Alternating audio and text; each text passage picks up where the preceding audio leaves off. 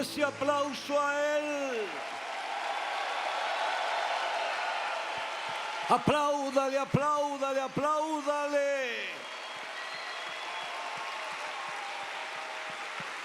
Apláudale a Él, apláudale. Exáltale. Exáltale con todo el corazón. No hay otro como Él, no hay obras que igualen sus obras. Solo Él es Dios, solo Él es Señor, solo Él es Altísimo. Da un grito de victoria. Dalo de nuevo. Dalo más fuerte. Dígale al que está a su lado, lluvias de bendición vienen para su vida.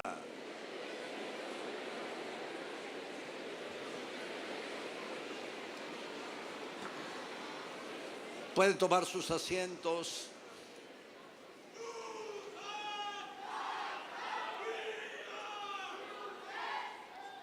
Como dice el pastor Clive, me robaron 5 segundos. Qué bueno ver que han venido hermanos de diferentes lugares del mundo.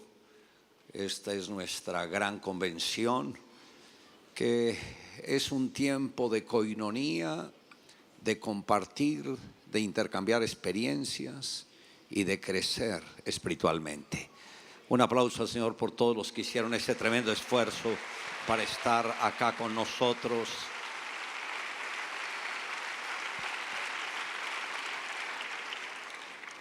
Vamos a aprender un poquito de la palabra. En el Evangelio de Juan capítulo 8, versos 31 y 32, dice: si vosotros permaneciereis en mi palabra, seréis verdaderamente mis discípulos y conoceréis la verdad, y la verdad os hará libres. Diga conmigo: Señor Jesús, habla a mi vida, ministra a mi corazón, que hoy tu palabra me sea revelada, para que yo la entienda, la guarde, la declare y la practique. Te lo pido, Dios, en el nombre de Jesús. Amén y amén. Yo me gustaría tratar sobre el tema discipulado para discipular. Yo creo que una de las grandes luchas que tienen los líderes cristianos es forjar discípulos. Como ustedes saben, los Estados Unidos se han caracterizado por enviar misioneros a diferentes partes del mundo. Ya prácticamente los coreanos los están casi alcanzando. Ya se convirtieron en la segunda nación que más misioneros están enviando a diferentes partes del mundo. ¿Qué ha pasado con las iglesias en Estados Unidos, en Europa, en naciones que fueron pioneras con el Evangelio? Que descuidaron algo, lo que es el discipulado. El gran despertamiento espiritual en Estados Unidos fue cuando lograron involucrar al liderazgo laico. Y los laicos son los que más capacidad de reproducción tienen. Cuando cerraron las puertas a los laicos y solamente todo quedó centralizado en seminarios bíblicos, ahí fue cuando empezó a decrecer lo que es la obra del discipulado. El Señor Jesucristo, cuando habló a los judíos que habían creído en Él, les dijo claramente: si vosotros permaneciereis en mi palabra, seréis verdaderamente mis discípulos. Ahí no hay legalismo, ahí no hay ritos, ahí no hay tradición, es permanecer en la palabra. Cuando el Señor nos dio la visión, la revelación de lo que es G12, vimos que de diferentes partes del mundo vinieron a aprender de la visión, pero no sé cómo ellos la entendían, que cuando llegaban a aplicarla hacían todo lo contrario a lo que nosotros enseñamos.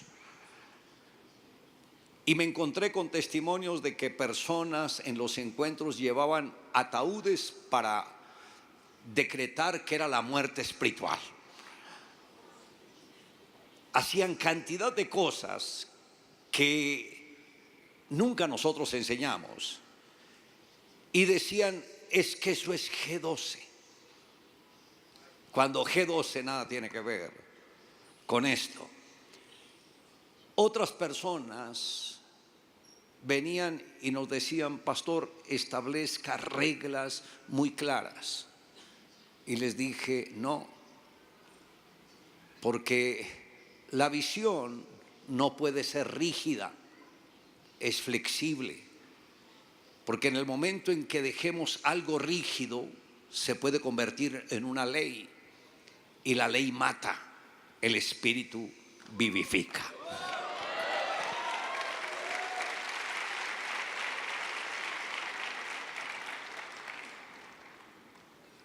Ahora, en sí, ¿qué es el Evangelio?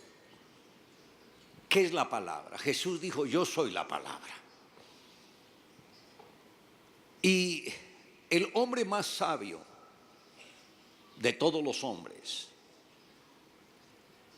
que fue el que creó los cielos, la tierra, todo lo que existe, cuando viene a este mundo, no va a buscar discípulos a las grandes universidades, no fue a buscar a los rabinos más destacados, sino que buscó entre el pueblo gente sencilla, que no tenían nada de extraordinario. Escogió pescadores, trabajadores sencillos, gente del común y corriente. A ellos fue a los que llamó. Podríamos decir que Jesús escogió gente ordinaria. Y ahí fue donde ocurrió el milagro. Algunos no dejan que Jesús obre porque se creen extraordinarios. Piensan que llenando su mente de mucha información van a agradar a Dios. Un hombre, después de haber culminado 5 carreras, le dice al Señor, aquí están mis títulos, ¿en qué te puedo servir? Y el Señor le dijo, yo no quiero tus títulos, yo te quiero es a ti. Dios nos quiere a nosotros, gente ordinaria que podamos creer en un Dios extraordinario.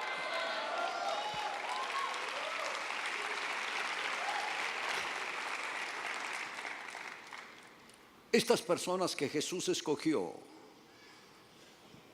fueron 12, todos lo sabemos.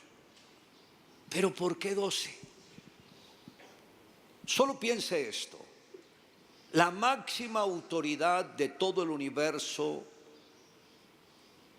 el principio de la sabiduría que es Jesús, ¿por qué al venir al mundo no escogió las multitudes? ¿Por qué se enfocó en un grupo tan reducido como 12? ¿Por qué? Recuerde lo que enseña la Biblia. La senda del justo es como la luz de la aurora que va en aumento hasta que el día es perfecto. Lo de Dios viene de lo menos a lo más. Y Él nos dio ejemplo, empezó con 12, pero esos 12 luego transformaron el mundo. En menos de 3 siglos ya habían logrado influenciar en el Imperio Romano. ¿Todo por qué? Porque acataron los principios de su maestro.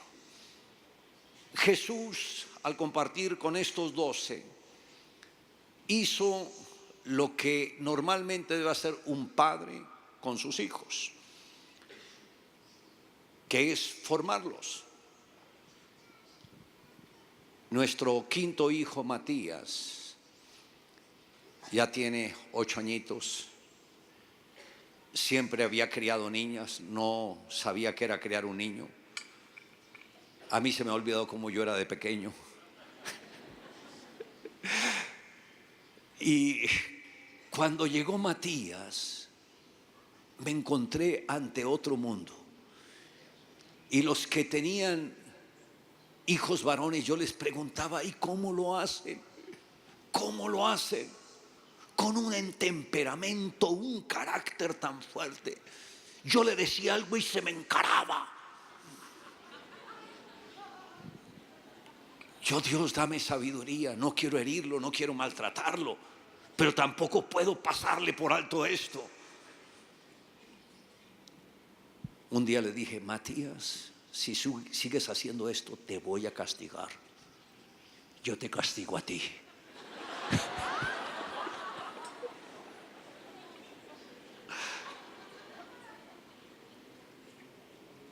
Y me recordé que Dios nos habla de la varita.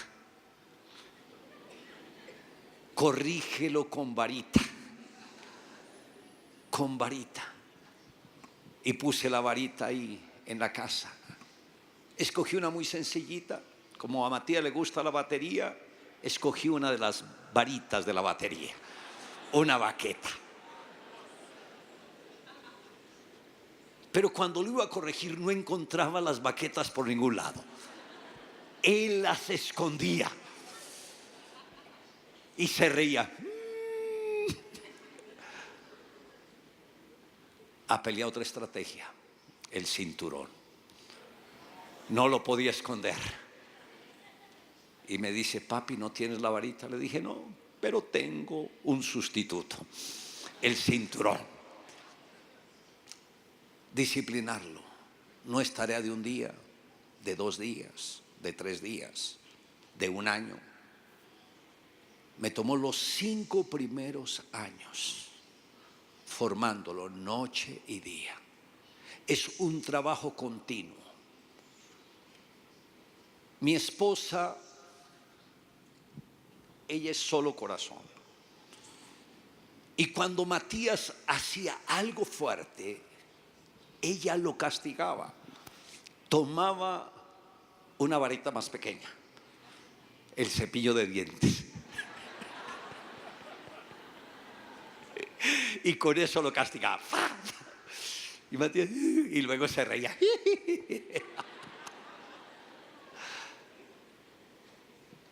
La Biblia dice, la necedad está ligada al corazón del muchacho.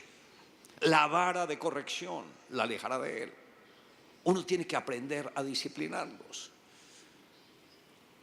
Matías nunca saludaba, nunca se disculpaba. Hoy en día es diferente. Ya saluda, ya se disculpa, ya da gracias. Ha aprendido. ¿Por qué? Porque se invirtió tiempo en él. Cuando estaba muy enojado, mi esposa me decía, corrígelo. Tranquila, mi amor, tranquila. Y me decía, ¿por qué no lo corregiste ahí mismo? Le dije, los hijos no se deben corregir en caliente. Cuando ellos están alterados, lo pueden desafiar a uno. Esperemos que se calmen. Uno lo llama aparte, habla con ellos y los orienta. Pero todo esto nos habla de qué? De los discípulos. Ese es un trabajo de discipular.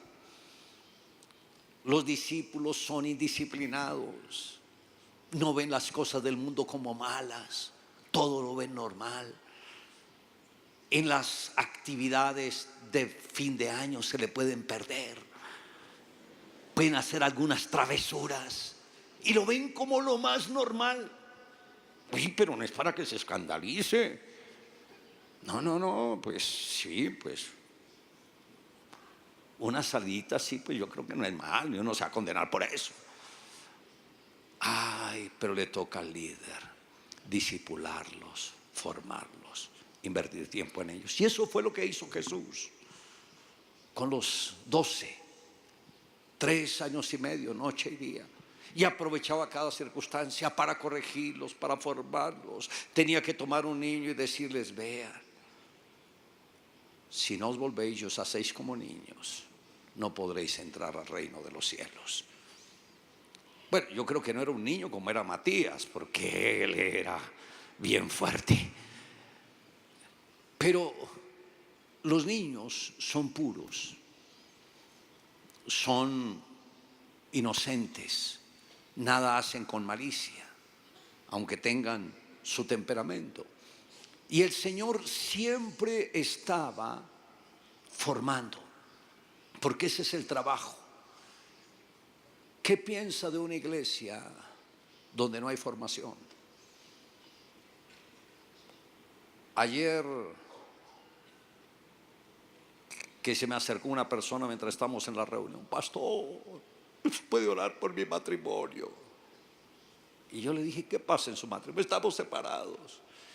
¿Y por qué? Pastor, no he hecho nada malo. Le dije: ay, ¿su nombre es Ángel? Cuando la mujer pasa al frente, dijo: yo venía a la iglesia y él me sacó. Me ha herido tanto que no creo en él. Y cuando le digo: ¿quién es su líder? No, no tenemos líder. ¿Por qué? Solamente venimos a la iglesia, no tenemos líder. Le dije: no hay manera de formar a alguien si no hay un líder que lo esté direccionando. Ahí mismo llamé a una pareja de pastores, les dije: por favor, se les van a dedicar a ellos y van a estar pendientes del seguimiento. Si no hay alguien que esté pendiente de ellos, es muy difícil.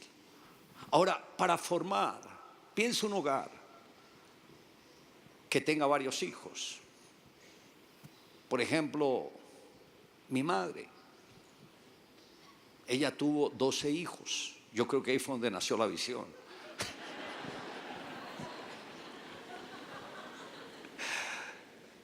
Yo fui el octavo. Y mi madre estaba pendiente del primero, del segundo, del tercero, del cuarto, a veces hasta del quinto. Y de ahí ya perdía la cuenta. Ya los demás tenían que subsistir. Ahora, uno piensa: 12 es muy poquito.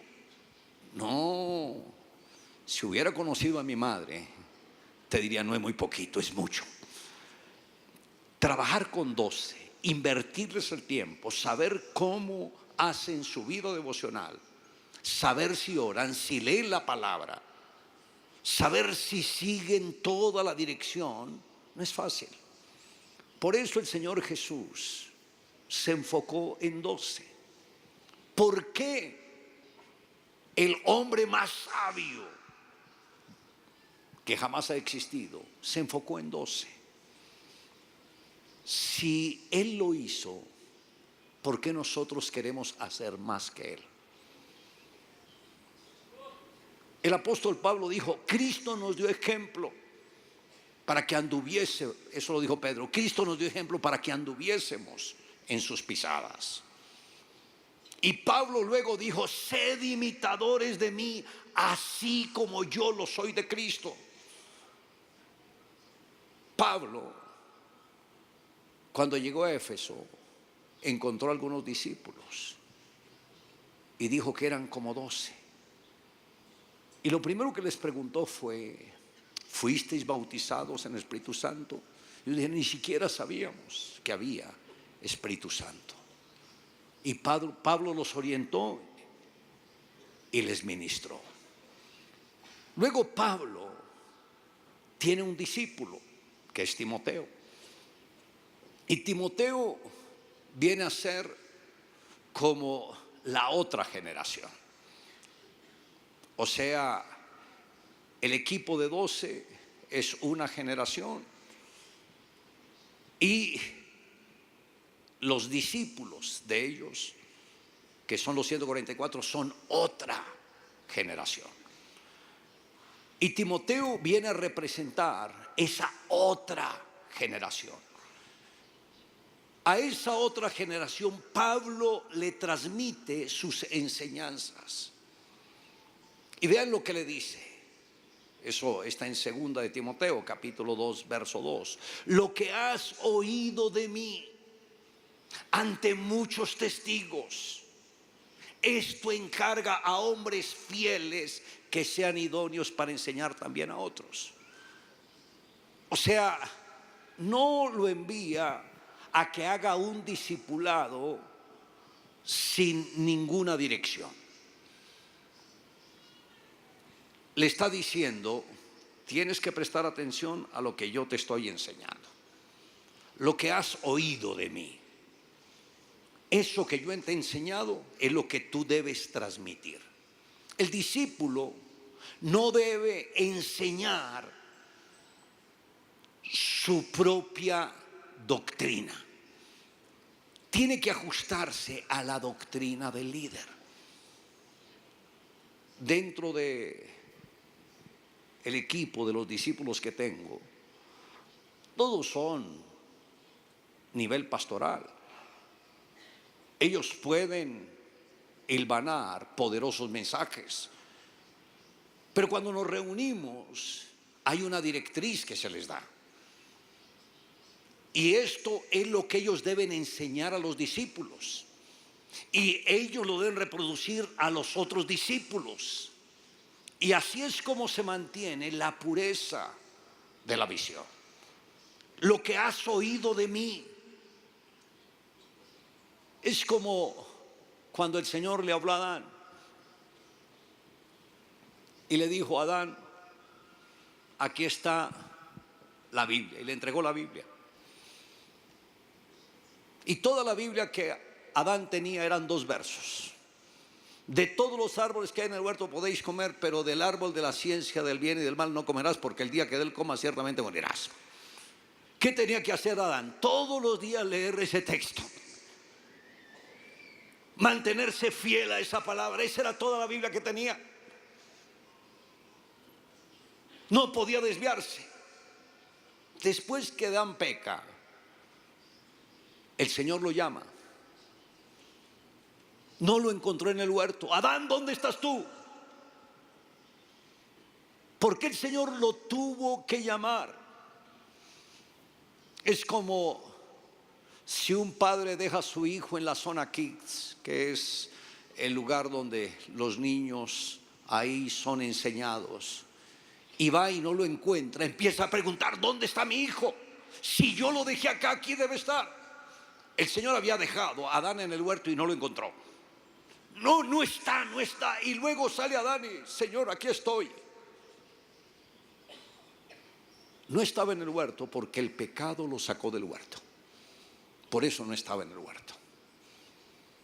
Y luego el Señor le dice, ¿quién te enseñó? Note que los problemas vienen cuando los discípulos empiezan a beber de otra fuente.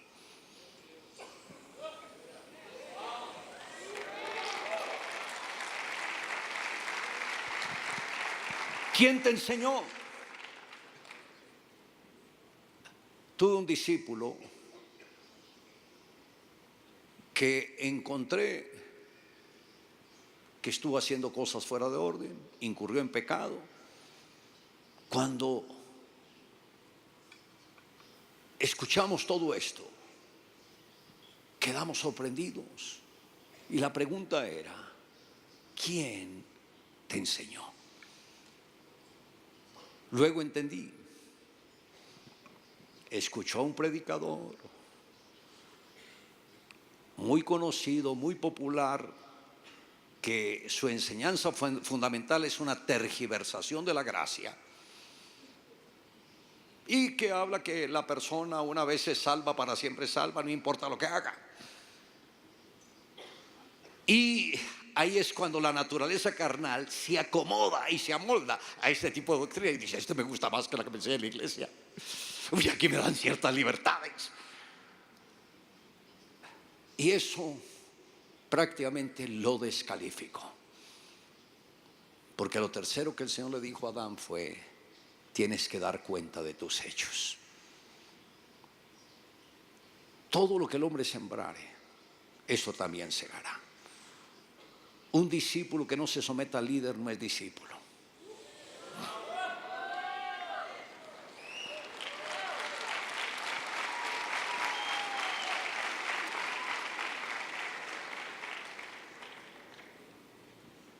Y nosotros hemos tenido problemas. O sea, tantas luchas, tantas pruebas, pero todo esto nos deja una enseñanza. A veces en las reuniones de líderes siempre había uno que levantaba la mano: pastor, no estoy de acuerdo con eso. Siempre. Y yo pensaba, bueno, eso es democracia, dejémoslo que hable. Luego me di cuenta que no era democracia, que eso era rebeldía.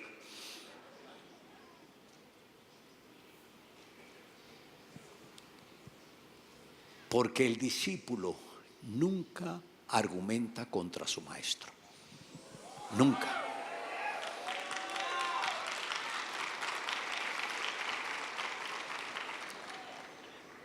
Si no entiende, nunca lo dice en público. Siempre se acerca: ¿será que me puede orientar más en esto? Pero cuando siempre en las reuniones: pastor, no estoy de acuerdo. Con el respeto que usted merece, pastor, pero yo no veo esto por esto y esto y esto y esto. Tenlo por seguro. Ahí no es un espíritu democrático, es un espíritu demoniático.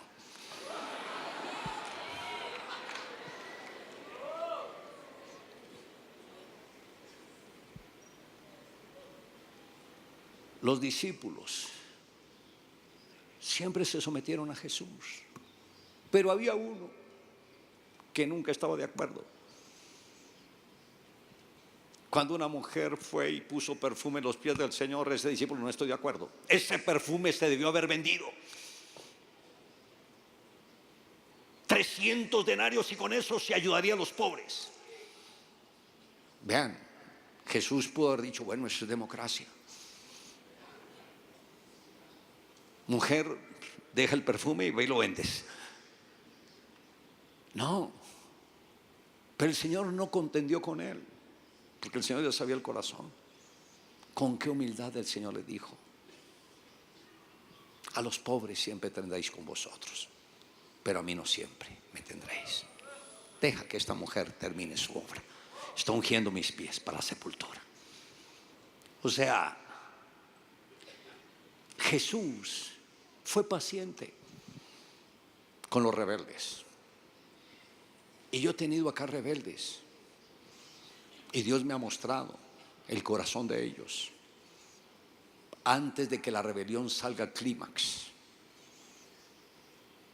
Y algo me dice: pastor, pero él es rebelde. No, tranquilo, él es un hermano. Porque Dios llega en su tiempo, y hay un tiempo cuando eso sale a la luz, y siempre sale en el tiempo correcto. Amén.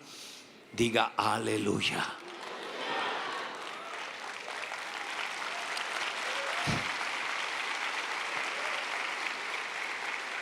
Pero ¿por qué Jesús invirtió tanto tiempo en ellos?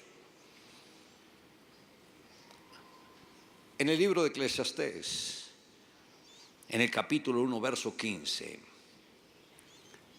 Salomón escribió: lo torcido no se puede enderezar, y lo incompleto no puede contarse. Un hijito que no se corrija a tiempo, trate de corregirlo a los 18 años, ya se le salió de las manos. Aquí me llegan padres: haga algo por mi hijo. Si usted no lo pudo, ¿yo qué puedo hacer? Porque piensan que el pastor los toca y ya, todos los demonios se le fueron. A veces Dios interviene, pero tiene que haber un proceso de formación, tiene que convertirse, tiene que asistir a una célula, tiene que ir a un encuentro, tiene que ser todo un proceso de descontaminación. Cuando un discípulo no se endereza desde el inicio y dejan que crezca con esa debilidad, luego ¿quién lo va a enderezar? Por eso Jesús con los 12 estuvo todo el tiempo con ellos formándolos, porque luego ellos lo iban a representar para siempre. Lo torcido no se puede enderezar. Lo incompleto, ¿y qué es lo incompleto? Para entender lo incompleto debemos saber qué es lo completo. Lo completo es 12. Dígale que está a su lado, lo completo es 12.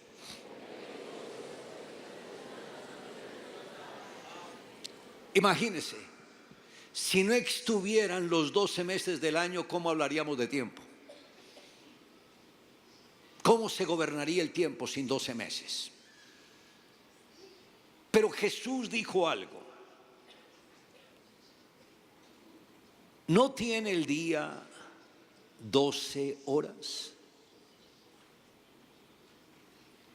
Eso está en Juan 11:9. ¿No tiene el día 12 horas? ¿No dice 11 horas? ¿No dice 13 horas?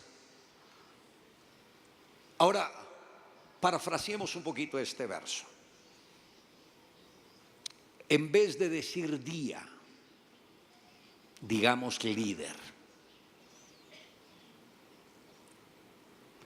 No tiene el líder, en vez de decir horas, digamos discípulos, 12 discípulos.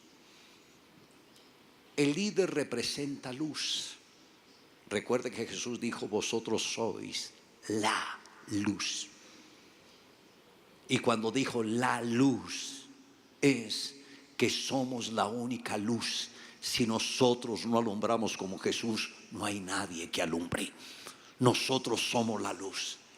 Pero esta luz debe tener 12 discípulos. Así como el día tiene 12 horas, el líder debe tener 12 discípulos.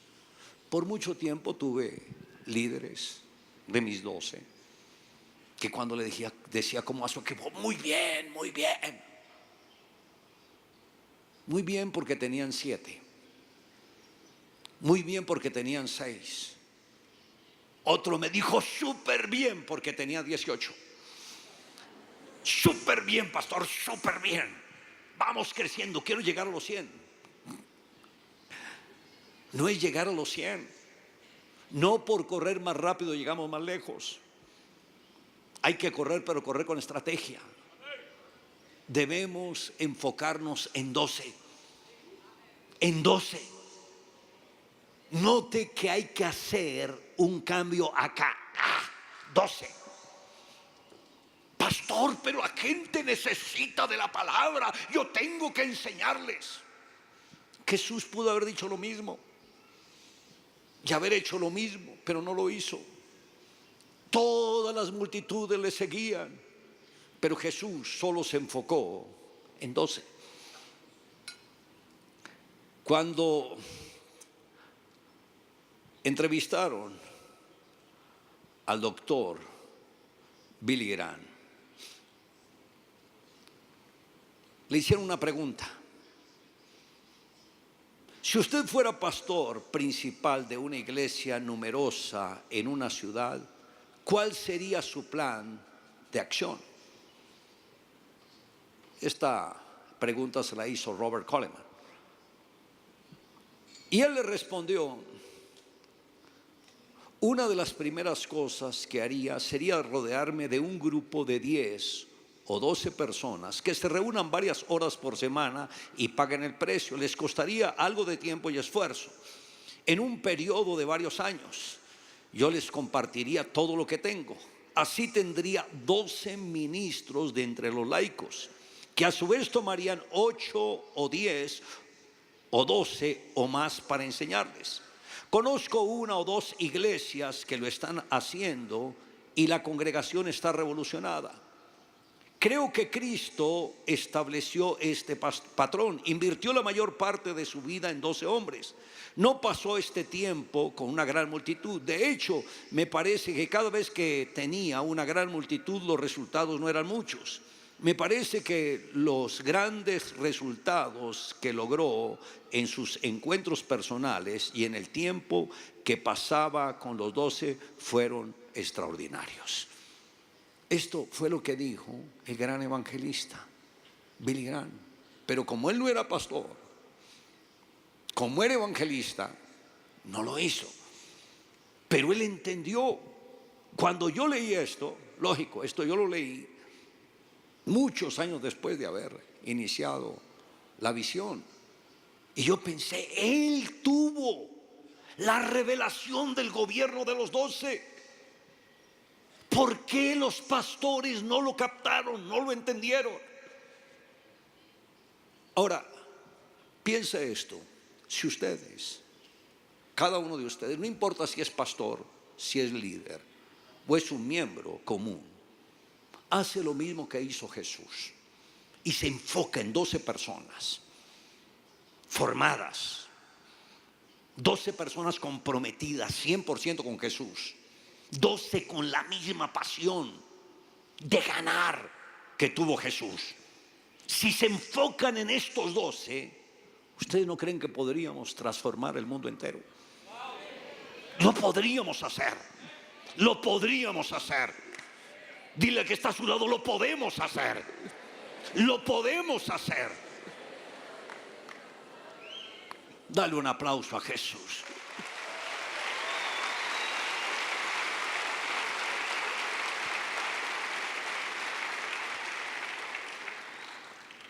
El doctor Derek Prince compartió que él estaba como director de un instituto bíblico. Y él se sentía muy feliz, muy cómodo ahí, ministrando, enseñando, formando a esta gente. Y el Señor le dijo, ¿y te vas a quedar ahí toda la vida? Él pensaba que estaba haciendo algo grande. Y el Señor le dijo, ¿y te vas a quedar ahí toda la vida? Ahí él entendió que Dios lo llamaba para algo más. Renunció al instituto bíblico y el Señor le dijo,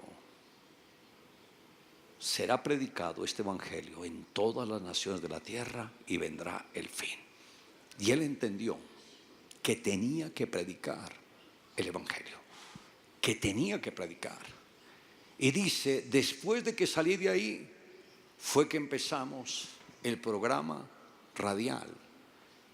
Y este programa radial, dice, causó un impacto que en todo lado lo querían tener, lo tradujeron a varios idiomas y empezó a correr por todo el mundo.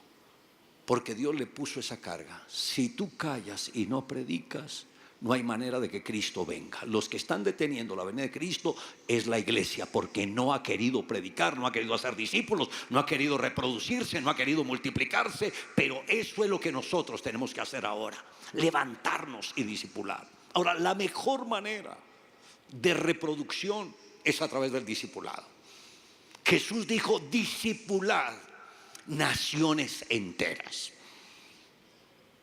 Haced discípulos a todas las naciones. No dijo haced discípulos en las naciones. El Señor, la visión que tiene es mucho más grande. Discipulen naciones enteras. ¿Cuándo dijo esto? Después de que había muerto, resucitado, antes de ascender al cielo, reúne su equipo y les da esa instrucción y les dice, toda potestad a mí me ha sido entregada en el cielo y en la tierra. Por tanto, id y haced discípulos a todas las naciones.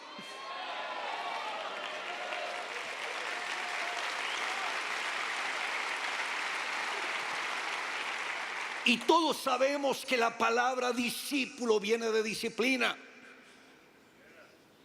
Que ahí es cuando tiene que ajustarse a ciertas normas. Y dice, haced discípulos a todas las naciones. Ahora, cuando Pablo estuvo acá, dijo algo: si yo predico el evangelio, no es porque alguien me haya obligado, sino porque Dios me puso esta carga en el corazón. Y dijo: ay de mí si no predico el evangelio. Piense esto: si una sola persona se enfoca en ganar 12, los discipula en un año, y cada uno de los 12 hace lo mismo, tener discipulados 12, cada uno lo hace en un año, ya serían 2 años, 144. Si cada uno hace lo mismo con 12, 3 años, 1728. Si cada uno de los que discipulan hace lo mismo, 4 años, 20.736. 5 años, más de 200,000. 6 años, más de 2 millones. 7 años, más de 35 millones. ¿Será que en 7 años podemos tocar naciones enteras? Sí, sí, sí, sí lo podemos hacer. Sí lo podemos hacer. Sí podemos cambiar naciones enteras.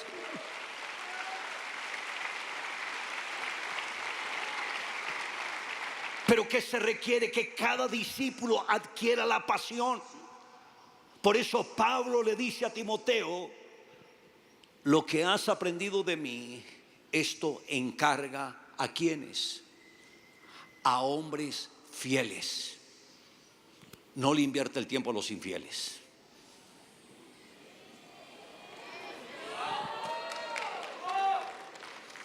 Si va a aplaudir, aplauda.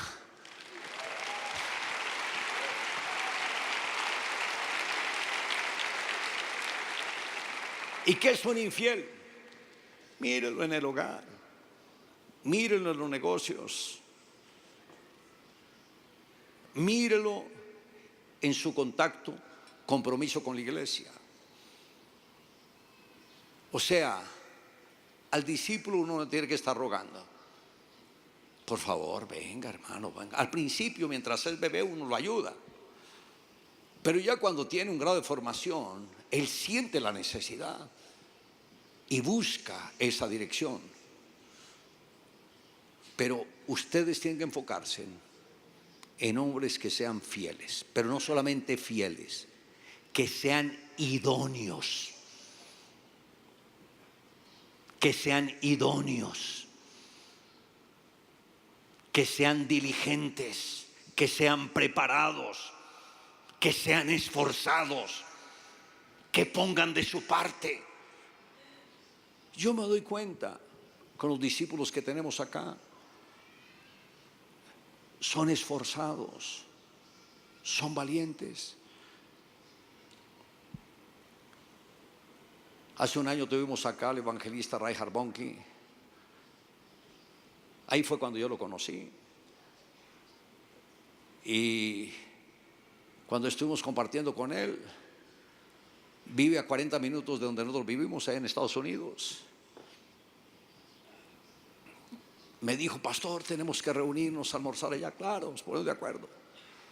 Y un día él me llama: pastor, queremos almorzar contigo. Nos reunimos en el apartamento de él. Y algo que él me compartió en ese almuerzo me dijo: pastor, la verdad que yo quedé impresionado con el ministerio de ustedes. Y he estado tratando como de describir ese ministerio, porque no es normal que el pastor principal no esté de cuerpo presente ahí y no pare la iglesia de crecer. Me dice: esto yo no lo he visto en otro lado.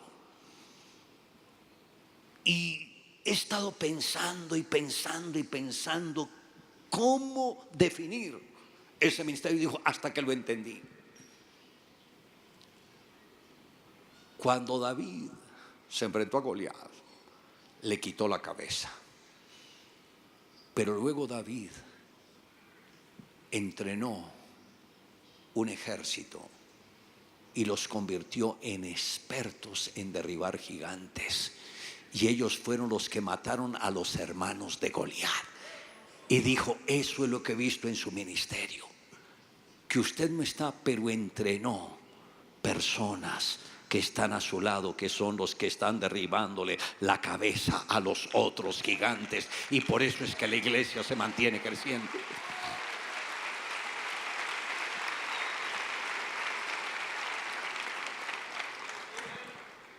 Y este equipo, algunos de ellos, bueno, les quiero ser sincero, mi equipo de 12 es completamente nuevo,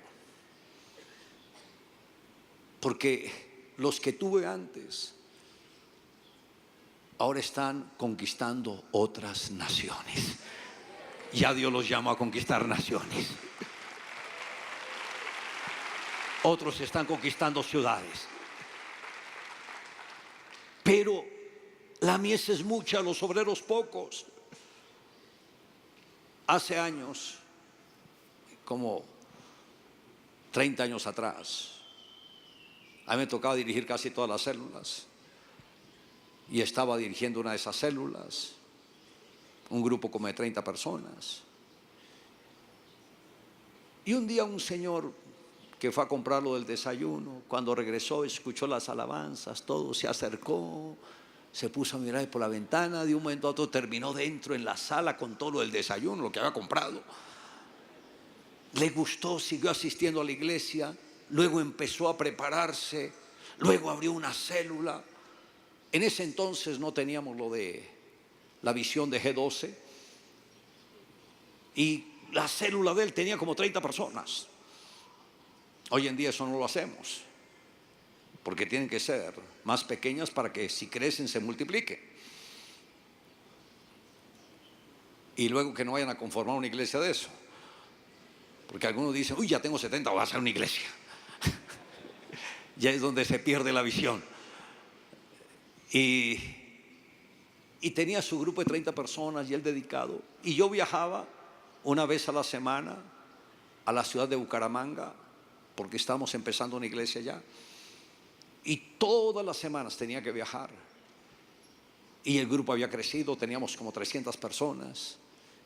Y le dije a este hermano que orara, y a otros hermanos, y él estaba orando todos los días, y les puso el Señor carga a varios. Y un día me dice: pastor, yo estoy orando que el Señor mande ese pastor que necesita ya Bucaramanga. Y un día el Señor me habla y me dice: ese hermanito que está orando es el que yo necesito allá en Bucaramanga.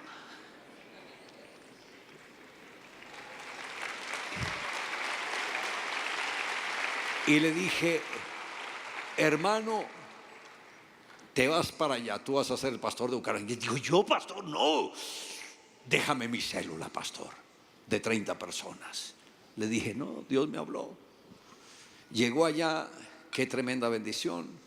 El grupo de 300 se bajó a 30 personas. Era lo que él sabía pastorear, 30.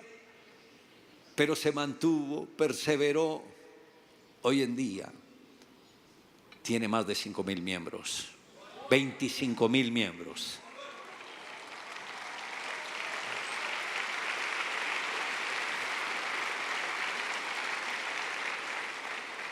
Y es el pastor Esteban Chávez.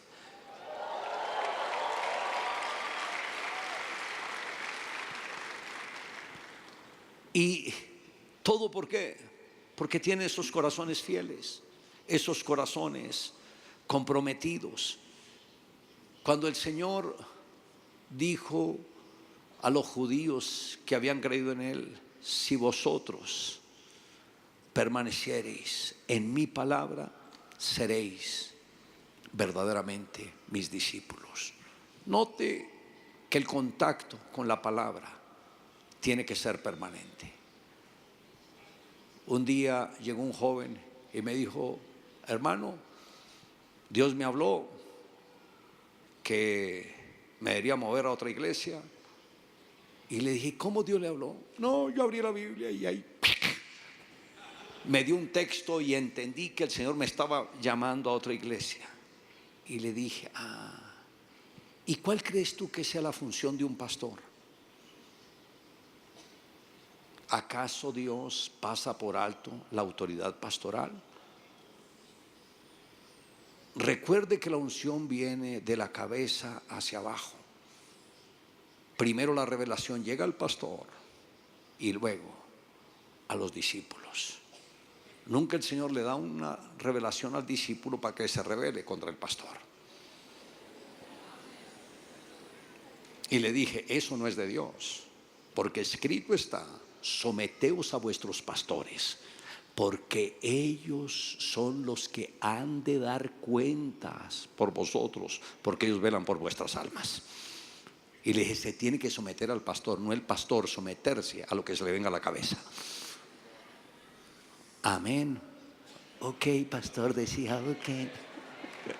Dale un aplauso a Jesús.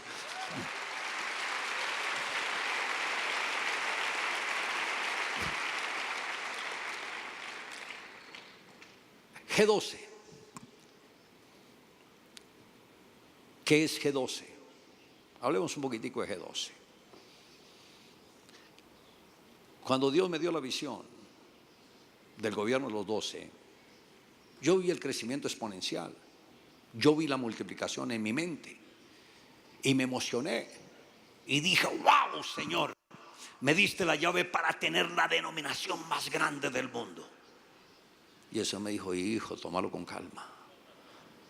No es una fórmula como Coca-Cola. Esta es una visión para el cuerpo. Compártala con mis hijos. Que en la medida que tú los bendigas a ellos, me honras a mí. Y ahí fue cuando abrimos las puertas para los que querían aprender de la visión y empezamos a recibir visitas de todas partes del mundo. Unos permanecieron, otros se fueron, pero cumplimos con Dios. Pero hay un movimiento a nivel mundial de G12 donde tenemos líderes, coordinadores. Pero, ¿qué es lo que nos une? Una visión, pero es una visión fraternal. Eso es lo que une G12. No es una denominación. De pronto escucho que fulano de tal se rebeló, que no sigue haciendo la visión, que va a hacer, ok, amén, es asunto de él. No es una denominación, es algo fraternal. Es como cuando alguien quiere romper la amistad, ok, amén. Pero nos enfocamos en como Pablo le dijo a Timoteo, lo que has oído de mí ante muchos testigos, esto encarga a hombres fieles que sean idóneos para enseñar también a otros. Y ustedes ven que vienen de todas partes del mundo. ¿Por qué?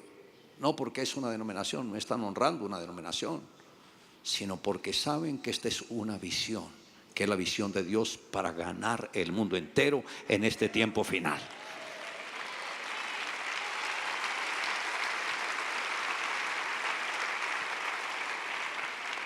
Y hoy quiero dar gracias a Dios por todo ese tremendo liderazgo que, sin ser misión carismática internacional, que son pastores que tienen tremendos ministerios, que Dios los ha llamado, los respalda en todas las formas, se mantienen fieles, hacen el esfuerzo, vienen continuamente acá a bendecirnos a nosotros, bendecir las naciones. Y yo quiero que hoy demos un aplauso al Señor por todos ellos.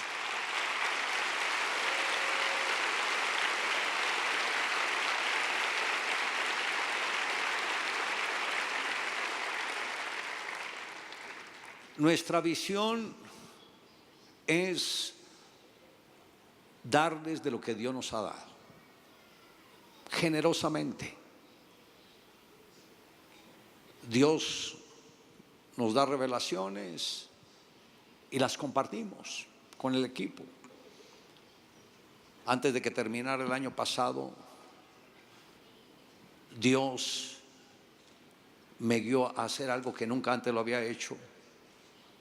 reunir todo el liderazgo y pasarlo por un bautismo que lo llamé el bautismo del Jordán. Fue algo sobrenatural. Y esto lo voy a compartir con los pastores después de que termine la convención. Dale un aplauso a Jesús.